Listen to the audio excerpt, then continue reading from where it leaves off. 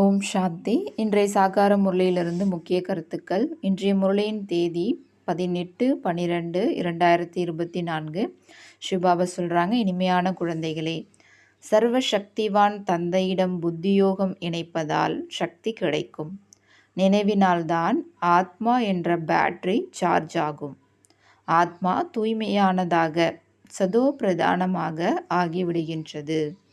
எந்த அளவுக்கு ஆத்மாவாகிய நாம் புத்தியோகத்தை சர்வசக்திவான் அப்பா கிட்ட இணைக்கும் பொழுது அப்பா ஆத்மா என்ற பேட்டரியில் சார்ஜ் ஃபுல்லாகும், அதாவது சக்தி கிடைக்கும். அப்போ ஆத்மா தூய்மையாக சதோ பிரதானமாக ஆகிடும் அப்படின்றார்.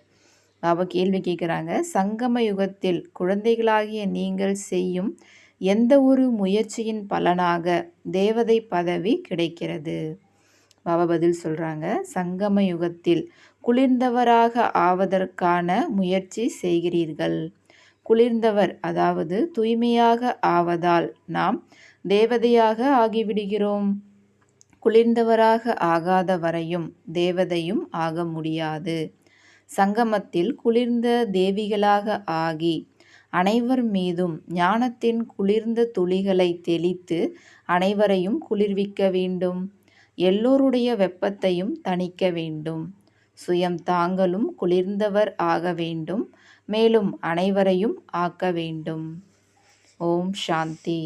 நாம் அனைவரும் சகோதர சகோதரர்கள் ஆவோம் மற்றும் சிவபாபா நம் அனைவரின் தந்தை ஆவார் என்ற ஒரே ஒரு விஷயத்தை தான் குழந்தைகள் முதலில் புரிந்து கொள்ள வேண்டியுள்ளது. அவருக்கு சர்வசக்திவான் என்று கூறப்படுகிறது. உங்களிடம் சர்வசக்திகள் இருந்தன. நீங்கள் முழு உலகத்தின் மீது ஆட்சி புரிந்து கொண்டிருந்தீர்கள். பாரதத்தில் இந்த தேவி தேவதைகளின் ஆட்சி இருந்தது. நீங்கள்தான் தூய்மையான தேவி தேவதைகளாக இருந்தீர்கள். உங்களுடைய குலம் அல்லது பரம்பரையில் அனைவரும் நிர்விகாரியாக இருந்தார்கள். யார் நிர்விகாரியாக இருந்தார்கள்? ஆத்மாக்கள். இப்பொழுது மீண்டும் நீங்கள் நிர்விகாரியாக ஆகிக்கொண்டு இருக்கிறீர்கள். சர்வசக்திவான் தந்தையின் நினைவினால் சக்தி பெற்று கொண்டிருக்கிறீர்கள். ஆத்மாக்கள் தான் 84 பிறவியின் பாகம் ஏற்று நடிக்கிறார்கள் என்பதை தந்தை புரிய வைத்துள்ளார். ஆத்மாவில்தான் சதோ பிரதான தன்மையின் வலிமை இருந்தது. அது பின்னர் நாளுக்கு நாள் குறைந்து கொண்டே போகிறது. சதோ பிரதான நிலையிலிருந்து தமோ பிரதானமாகவோ ஆகவே வேண்டியுள்ளது. எப்படி பேட்டரியின் சக்தி குறைந்து கொண்டே சென்றுவிடும் பொழுது மோட்டார் நின்று விடுகிறது, பேட்டரி டிஸ்சார்ஜ் ஆகிடும். அதே போல் ஆத்மாவின் பேட்டரி முழுமையாக டிஸ்சார்ஜ் ஆகிவிடுவது இல்லை. ஏன்னா கொஞ்சம் சக்தி இருக்கும். எப்படி இப்போ மொபைலில் 1 to 10% இருக்கும்போது பிளிங்க் ஆகிட்டே இருக்கும் பாருங்கள், சவுண்டு வந்துகிட்டே இருக்கும். அதே போல் தான் ஆத்மான்ற ரூப பேட்டரியில் சார்ஜ் இருக்கும். இப்போ ஆத்மாவில் சார்ஜே சுத்தமாக இல்லைன்னா அப்போ நம்ம இந்த சரீரத்தையே இயக்க முடியாது அப்படின்றார். அதெல்லாம் கொஞ்சமாக இருக்கும், அதை வச்சு தான் நீங்கள் ஓட்டிகிட்டு இருக்கீங்க அப்படின்றார். ஏன்னா அது நம்ம கர்மம் செய்யும் பொழுது ஆத்மாவில் கொஞ்சம் தான் பவர் இருக்குது அப்படின்றாலும் சீக்கிரமாக டயர்ட் ஆகிடும். அதனால தான் எனக்கு ரொம்ப டயர்டாகிடுதுன்னா ஏன்னா ஆத்மாவில் சக்தி இல்லை, அதனால் அந்த உடலும் களைப்படைஞ்சிடுது. உங்களுடைய ஆத்மாவில் முழுமையாக சக்தி இருந்தது, இப்பொழுது இல்லை என்பதை குழந்தைகளாகிய நீங்கள் புரிந்துள்ளீர்கள். இப்பொழுது மீண்டும் நீங்கள் சர்வசக்திவான் தந்தையிடம் உங்களது புத்தியோகத்தை ஈடுபடுத்துகிறீர்கள். உங்களுக்குள் சக்தி நிரப்புகிறீர்கள். ஏன்னா இப்போ சக்தி குறைஞ்சிடுச்சு. சக்தி இல்லவே இல்லை அப்படின்னு கிடையாது. அப்படி இருந்தால் உங்களுடைய சரீரமே இயங்காது அப்படின்றார். கொஞ்சோண்டு இருக்குது அப்படின்றார். ஆத்மா தந்தையை நினைவு செய்து செய்து முற்றிலும் தூய்மையாக ஆகிவிடுகிறது. சத்யுகத்தில் உங்களுடைய பேட்ரி ஃபுல் சார்ஜில் இருக்கும். பிறகு கொஞ்சம் கொஞ்சமாக டிஸ்சார்ஜ் ஆகிட்டே வருது, அதாவது கொஞ்சம் கொஞ்சமாக கலை குறைஞ்சிக்கிட்டே வருது. கலியுகத்தினுடைய கடைசியில் ஆத்மாவுடைய சக்தி ஒரேடியாக குறைஞ்சிடுது அப்படின்றார். ஏன்னா பிறவிகள் அதிகம், அப்போ செய்யக்கூடிய செயல்கள் அதிகமாகுது, தாட்ஸு ஆக்ஷன் எல்லாமே அதிகமாகுதுன்னும் போது சீக்கிரமாக டிஸ்சார்ஜ் ஆகிடுதுன்றார். ஆற்றல் திவாலாகி விட்டது போல தந்தையை நினைவு செய்வதால் ஆத்மா மீண்டும் சக்தி நிரம்பியதாக ஆகிவிடுகிறது. எனவே ஒருவரைத்தான் நினைவு செய்ய வேண்டும் என்று இப்பொழுது தந்தை புரிய வைக்கிறார். ஒரே ஒரு எல்லையில்லாத தந்தை தான் கிரியேட்டர், அதாவது படைப்பவர் ஆவார். மற்ற எல்லோருமே எல்லைக்கு உட்பட்டவர்கள் ஆவார்கள். எல்லையில்லாத தந்தையை நினைவு செய்வதால் எல்லையில்லாத ஆஸ்தி கிடைக்கிறது. எனவே தந்தை நமக்காக சொர்க்கமாகிய புதிய உலகத்தை ஸ்தாபனை செய்து கொண்டிருக்கிறார் என்று குழந்தைகள் மனதிற்குள் புரிந்து கொள்ள வேண்டும். நாடகத் திட்டப்படி சொர்க்கத்தின் ஸ்தாபனை ஆகிக் கொண்டு இருக்கிறது. அதில் குழந்தைகளாகிய நீங்கள்தான் வந்து ஆட்சி புரிகிறீர்கள். நானோ எப்பொழுதும் பவித்திரமாக இருக்கின்றேன். பாபா எப்பவுமே எவர் பியூராக இருக்கார். அவர் ஒரு பொழுதும் கர்ப்பத்தில் ஜன்மம் எடுப்பது கிடையாது. தேவி தேவதைகள் போலவும் அவர் ஜன்மம் எடுப்பது கிடையாது. தூய பிறப்பு கிடையாதுன்றார். குழந்தைகளாகிய உங்களுக்கு சொர்க்கத்தின் அரசாட்சி அளிப்பதற்காக மட்டும்தான் இந்த பிரம்மா பாபாவினுடைய 60 வயது அந்த வானப்பிரஸ்த ஸ்டேஜில் நான் இவருடைய உடலில் பிரவேசமாகிறேன் அப்படின்றார். இவரே பிறகு முதல் நம்பர் தமோ பிரதான நிலையிலிருந்து முதல் நம்பர் சதோ பிரதானமாக ஆகிறார். உயர்ந்ததிலும் உயர்ந்தவர் பகவான் ஆவார். பிறகு இருப்பவர்கள் பிரம்மா, விஷ்ணு மற்றும் சங்கரர், சூட்ச்ம வதனவாசிகள். இந்த பிரம்மா, விஷ்ணு, சங்கர்லாம் எங்கேருந்து வந்தாங்க? இந்த சூட்ச்ம வதனத்தில் அங்கே ஸ்தூல உடல்லாம் கிடையாது. மற்றபடி இது காட்சிக்காக மட்டும்தான் அப்படின்றார். அங்கே நடக்கிற செயல் சூட்ச்ம வதனம் இடையில் இருப்பது. அங்கே ஸ்தூல சரீரம்லாம் கிடையாது. சூட்ச்ம சரீரம்ன்றது திவ்ய திருஷ்டினால் மட்டும் பார்க்கப்படுது. அங்கே போகிறாங்க, அங்கே போய் காட்சிகள் காண்பிக்கப்படுது. அதுக்காக வேண்டிதான் அந்த பிளேஸ் அப்படின்றார் பாபா. பிரம்மாவோ வெண்மையான ஆடை உடையவர். அந்த விஷ்ணு வைரம் வைடூரியங்களால் அலங்கரிக்கப்பட்டவர். பிறகு சங்கரனின் கழுத்தில் நாகம் ஆகியவை காண்பிக்கிறார்கள். இதுபோல சங்கரர் ஆகியோர் யாருமே இருக்க முடியாது அப்படின்றார். அதே போல் அமர்நாத்தில் சங்கர் பார்வதிக்கு அமர கதை சொன்னார் அப்படின்னு காண்பிக்கிறாங்க. ஆனால் பாபா சொல்கிறாங்க சூட்ச்ம வதனத்தில் மனித சிருஷ்டியே கிடையாது. பிறகு அங்கே எப்படி கதை சொல்லுவாங்க? சூட்ச்ம வதனத்தில் சாட்சாத்காரம் மட்டும்தான் ஆகுது அப்படின்றார் பாபா. யார் முற்றிலும் தூய்மையாக ஆகி விடுகிறார்களோ அவர்களுடைய சாட்சாத்காரம் ஆகிறது. இப்போ நம்முடைய சூட்ச்ம உடல் கூட சம்பூர்ண ஒளி உடல் அங்கே இருக்கும். அதனால தான் பாபா சொல்லுவாங்க காணாமல் போய் வெகு காலம் கழித்து தேடி கண்டெடுக்கப்பட்ட குழந்தைகள் அப்படின்னு. நம்ம தொலைஞ்சிட்டோம், இருந்தாலும் நம்மளுடைய ஒளி உடல் அங்கே இருக்கும். அதை வச்சு தான் நம்மளை பாபா சூஸ் பண்ணுவார். ஆனால் நம்ம ஞானத்துக்கு வந்த புதுசில் அந்த ஸ்டேஜ் பார்த்திங்கன்னா ஏர்லி ஸ்டேஜ், ரொம்ப முன்னாடி இருக்கும். நம்மளுடைய சம்பூர்ண ஒளி உடல் தான் அங்கே சூட்ச்ம மோதனத்தில் இருக்கும். அதை வச்சு தான் பாபா அந்த ஒளி உடலையும் இப்போ நமக்கு இருக்க அந்த ஸ்தூல உடலையும் வச்சு கம்பேர் பண்ணி தேடி கண்டுபிடிச்சி நம்மளை பாபா குழந்தையாக ஒரு அடாப்ட் பண்ணியிருக்கார், தத்தெடுத்திருக்கார். மற்றபடி அதுக்காக வேண்டிதான் தவிர அங்கே இந்த மாதிரி சாகார உலகம்லாம் எதுவும் கிடையாது, மனித சிருஷ்டி கிடையாதுன்றார். இவர்களே பிறகு சத்யுகத்தில் சென்று சொர்க்கத்தின் அதிபதி ஆகிறார்கள். எனவே இவர்கள் மீண்டும் இந்த ராஜ்ய பாக்கியம் எப்படி அடைந்தார்கள் என்பது புத்தியில் வர வேண்டும். சண்டை ஆகியவையோ ஒன்றும் நடப்பது இல்லை. தேவதைகள் எப்படி ஹிம்சை செய்வாங்க? அவங்க யோக பலத்தின் மூலயமாகத்தான் அந்த ராஜ்யத்தை அடைஞ்சாங்க அப்படின்றார் பாபா. இது யார் ஏற்றுக்கிட்டாலும் சரி, ஏற்றுக்கலனாலும் சரி, இதுதான் உண்மை. அதே போல் தேகத்தின் கூடவே தேகத்தின் அனைத்து சம்பந்தங்களையும் மறந்து என் ஒருவனை நினைவு செய்யுங்கள் என்று கீதையிலும் உள்ளது. தந்தைக்கோ பற்று கொள்ளும் வகையில் தேகமே இல்லை. நான் இந்த கல்ப விருட்சத்தின் சைத்தன்ய விதை ரூபமாக இருக்கின்றேன். இந்த விருட்சத்தின் ஞானம் என்னிடம்தான் உள்ளது. இந்த சிருஷ்டியின் ஆயுள் எவ்வளவு, எப்படி உற்பத்தி, பாலனை மற்றும் விநாசமாகிறது என்று மனிதர்களுக்கு ஒன்றுமே தெரியாது. அவர்கள் எல்லைக்கு உட்பட்ட படிப்பை படிக்கிறார்கள். தந்தையோ எல்லையில்லாத படிப்பை படிப்பித்து குழந்தைகளை உலகிற்கு அதிபதியாக்குகின்றார். பகவான் என்று ஒருபொழுதும் தேகதாரி மனிதருக்கு கூறப்பட மாட்டாது. இவர்களுக்கு, அதாவது இந்த பிரம்மா, விஷ்ணு மற்றும் சங்கருக்கு கூட தங்களுக்கென்று சூட்ச்ம தேகம் உள்ளது. ஆகையால் அவங்களுக்கு கூட பகவான்னு சொல்ல மாட்டாங்க. இந்த சரீரமோ இந்த தாதாவின் ஆத்மாவின் பீடம், இந்த பிரம்மா பாபாவது அது அகால பீடம் ஆகும் அல்லவா. இப்பொழுது இது அகால மூர்த்தி தந்தையின் பீடம் ஆகும். ஏன்னா அந்த பிரம்மா பாபாவுடைய அகால பீடம்னா அந்த புருவமத்தி, அது சிவபாபாவும் அங்கே அமர்றார். அதனால் அவருக்கும் அது அப்படின்றார். அமிர்தரசில் கூட அகால பீடம் உள்ளது. பெரியவர்களாக யார் இருக்கிறார்களோ அவர்கள் அகால பீடத்தில் போய் அமர்கிறார்கள். இது அனைத்து ஆத்மாக்களின் அகால பீடம் ஆகும் என்று இப்பொழுது தந்தை புரிய வைக்கிறார். எல்லா ஆத்மாக்களுக்குமே அவங்கவுங்களுடைய இரு புருவ மத்தி தான் அகால பீடம், அழிவற்ற சிம்மாசனம் அப்படின்றார் பாபா. ஆத்மாவில்தான் நல்லது அல்லது தீய சமஸ்காரம் உள்ளது. அதனால்தான் இது கர்மங்களின் பலனாகும் என்று கூறுகிறார். அந்த கர்மத்தினுடைய அனுசாரத்துக்கு ஏற்ற மாதிரி தான் அந்த பாவ புண்ணிய கர்மம் நடைபெறும். அதனுடைய ரெக்கார்டிங் எப்படி ஹெவியாக இருக்கோ அதுக்கேற்ற மாதிரி தான் அந்த ஆத்மாவுக்கு நெக்ஸ்ட் பர்த்து கிடைக்கும். பாபா ஒன்றும் சாஸ்திரங்கள் ஆகியவற்றை படித்து புரிய வைப்பது இல்லை. இந்த விஷயங்கள் கூட சாஸ்திரங்கள் ஆகியவற்றில் இல்லை. அதனால்தான் மனிதர்கள் கோபப்படுகிறார்கள். ஏன்னா இவங்க சாஸ்திரங்களே ஏற்கிறது கிடையாது அப்படின்ட்டு.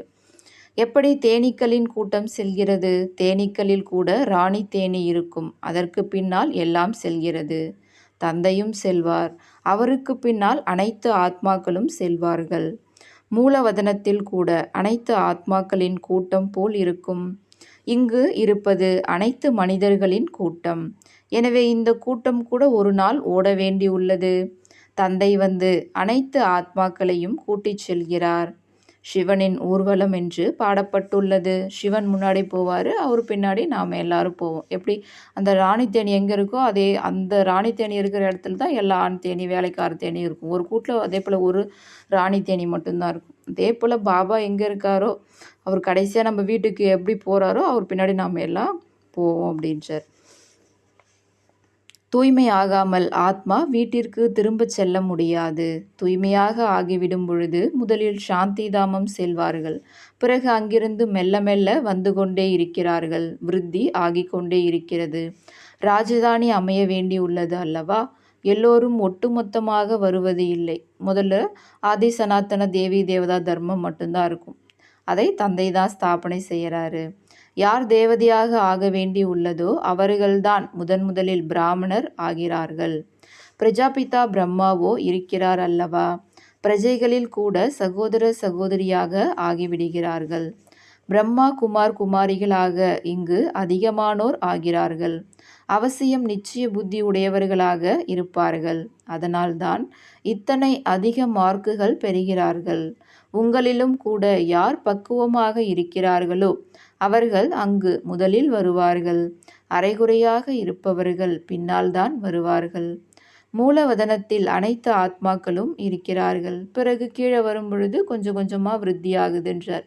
அட் எ டைமில் எல்லாரும் வரமாட்டாங்க. அவங்கவுங்களுடைய பார்ட் அனுசாரம் கொஞ்சம் கொஞ்சமாக கீழே இறங்கி வருவாங்க.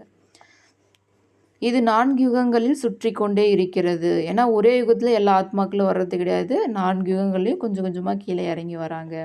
சத்யுகத்தில் நாம் தான் தேவதைகளாக இருந்தோம். பின்னர் ஷத்ரியர், வைஷ்யர் மற்றும் சூத்ரர் ஆகிறோம். இப்பொழுது இது புருஷோத்தம சங்கம யுகமாகும்.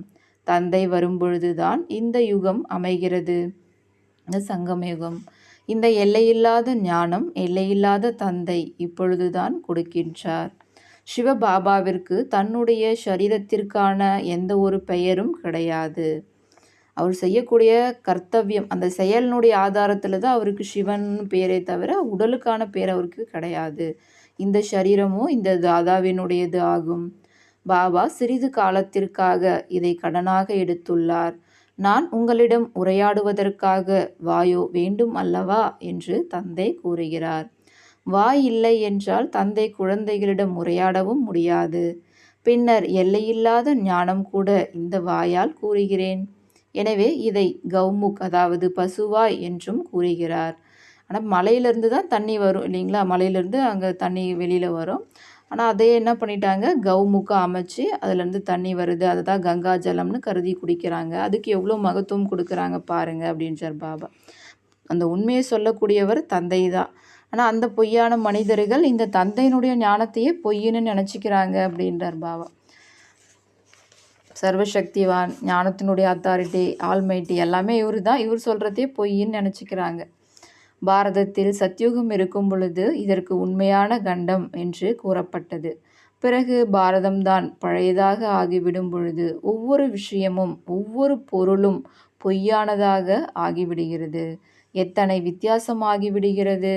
அதே போல் நீங்கள் எனக்கு எவ்வளோ நிந்தனை செய்கிறீங்க அப்படின்னு பாபா சொல்கிறார். அது ஏன்னா நாம் தான் அவர் சர்வ வியாபின்னு சொல்லி இன்சல்ட் பண்ணிட்டோம் அப்படின்றார். இந்த பழைய உலகத்திலிருந்து அழைத்து செல்லுங்கள் என்று சிவபாபாவை அழைக்கிறார்கள். பாபா சொல்கிறாங்க, நீங்களோ சொர்க்கத்தின் அதிபதியாக இருந்தீர்கள் அல்லவா என்று தந்தை குழந்தைகளுக்கு கூறுகிறார். உங்களுக்கு நினைவுக்கு வருதா அப்படின்னு அப்பா கேட்குறார். குழந்தைகளுக்குத்தான் புரிய வைக்கிறார், முழு உலகத்திற்கோ புரிய வைக்க மாட்டார். ஏன்னா குழந்தைகள் தான் தந்தையை புரிஞ்சிருக்காங்க. உலகத்திற்கு இந்த விஷயங்கள் பற்றி என்ன தெரியும் அப்படின்னு ஆச்சரியமாக சொல்கிறார் அப்பா. பதித்த பாவன தந்தையின் ஸ்ரீமத் இன்றி யாருமே தூய்மையற்ற நிலையிலிருந்து தூய்மையாக ஆக முடியாது. பக்தி என்பது இறங்கும் கலையின் மார்க்கமாகும். அவர்களுடையது எல்லைக்கு உட்பட்ட சந்நியாசம், உங்களுடையது எல்லையில்லாத சந்நியாசமாகும். முழு உலகம், நண்பர்கள், உறவினர்கள் எல்லாத்தின் மீது நீங்கள் சந்நியாசம் செய்கிறீங்க. புத்தியின் மூலயமா எல்லாத்தையுமே நீங்கள் மறக்கிறீங்க. இதுதான் எல்லைக்கு அப்பாற்பட்ட சந்நியாசம்ன்றார். உங்களுக்காக இப்பொழுது சொர்க்கத்தின் ஸ்தாபனை ஆகி கொண்டு இருக்கிறது. உங்களுடைய புத்தி சொர்க்கத்தின் பக்கம் உள்ளது.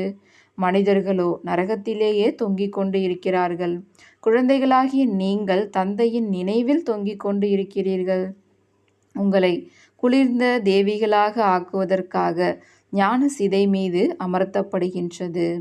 உங்களுடைய பெயரே சீதலா தேவி. ஒருவர் மட்டும் இருக்க மாட்டார் அல்லவா? பாரதத்தை குளிர்ந்ததாக ஆக்கியவர்கள் அவசியம் நிறைய பேர் இருப்பார்கள். இச்சமயம் அனைவரும் காமச்சிதையில் எரிந்து கொண்டு இருக்கிறார்கள். உங்களுடைய பெயர் இங்கு சீதலா தேவிகள் என்பதாகும். நீங்கள் குளிர்விக்கக்கூடிய குளிர்ந்த துளிகளை தெளிக்கக்கூடிய தேவிகள் ஆவீர்கள்.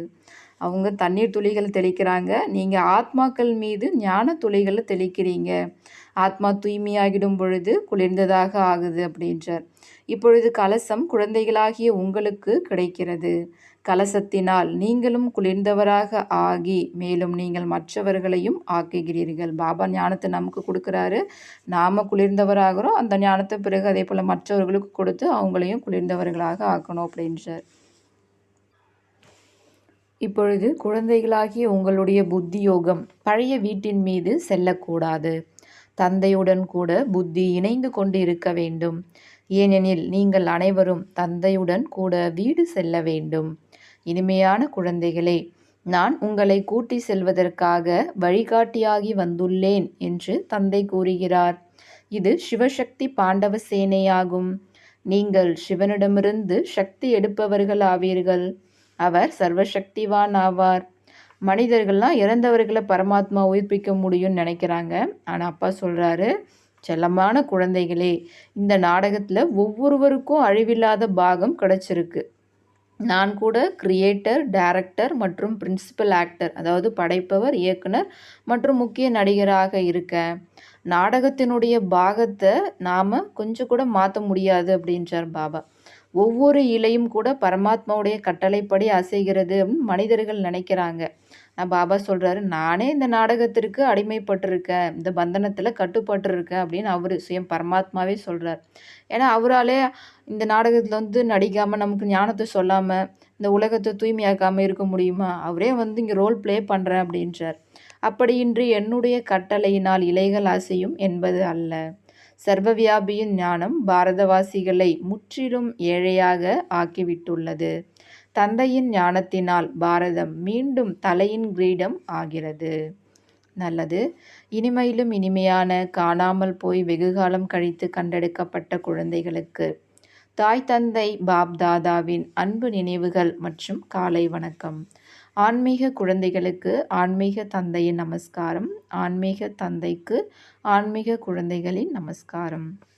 தாரணைக்கான முக்கிய சாரம். முதல் பாயிண்ட், சூரிய வம்சத்தில் முதலில் வரவேண்டும் என்றால் நிச்சய புத்தி உடையவராகி முழுமையான மதிப்பெண்கள் பெற வேண்டும். உறுதியான பிராமணர் ஆக வேண்டும். எல்லையில்லாத ஞானத்தை நினைவில் வைக்க வேண்டும். இரண்டாவது பாயிண்ட், ஞான சிதையில் அமர்ந்து குளிர்ந்தவராக, அதாவது தூய்மையாக ஆக வேண்டும். ஞானம் மற்றும் யோகத்தினால் காமத்தின் வெப்பத்தை நீக்கிவிட வேண்டும். புத்தி யோகம் சதா ஒரு தந்தையின் நினைவால் இணைக்கப்பட்டு இருக்க வேண்டும். பாபா வரதானம் தராங்க. பிராமண வாழ்வில் உயர்ந்த மனோநிலை என்னும் விருதை பிராப்தியாக அடையக்கூடிய கவலையில்லாத ஊருக்கு ராஜா ஆகுக. பிராமண வாழ்வில் உயர்ந்த மனோநிலை எனும் விருதை பிராப்தியாக அடையக்கூடிய கவலையில்லாத ஊரின் ராஜா ஆகுக. விளக்கம் சொல்கிறாரு. அப்பா, நீங்கள் அனைவரும் உங்களது சுயஸ்திதியை மிகவும் நல்லதாக ஆக்குவதற்குத்தான் பிராமணர் ஆகியிருக்கிறீர்கள். பிராமண வாழ்க்கையில் சிரேஷ்ட ஸ்திதி தான் உங்களது சொத்தாகும். பிராமண வாழ்க்கையில் சிரேஷ்ட ஸ்திதி, உயர்ந்த மனோநிலை, இதுதான் உங்களுடைய சொத்து, ப்ராப்பர்ட்டி. இதுதான் பிராமண வாழ்க்கையின் மெடல். யார் இந்த மெடலை பெறுகிறார்களோ அவர்கள் சதா ஆடாத அசையாத ஏக்ரஸ்திதியில், அதாவது ஒரே சீரான ஸ்திதியில் இருந்து கொண்டு கவலையற்ற ஊருக்கு மகாராஜா ஆகிவிடுகிறார்கள். அவர்கள் அனைத்து ஆசைகளிலிருந்தும் விடுபட்ட இச்சா மாத்திரம் அவித்யா சொரூபம் ஆகிறார்கள். இச்சா மாத்திரம் அவித்யா அப்படின்னா ஆசை என்றால் என்னவென்றே தெரியாதவர்கள், அந்த சுரூபத்தில் வந்துடுறாங்க அப்படின்றார். ஸ்லோகன்: உடையாத நிச்சயம் மற்றும் பெருமிதத்துடன் சொல்லுங்கள் மேரா பாபா என்று, அப்பொழுது மாயா அருகில் கூட வர முடியாது.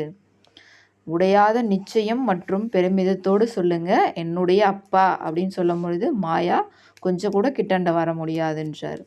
அச்சா, ஓம் சாந்தி.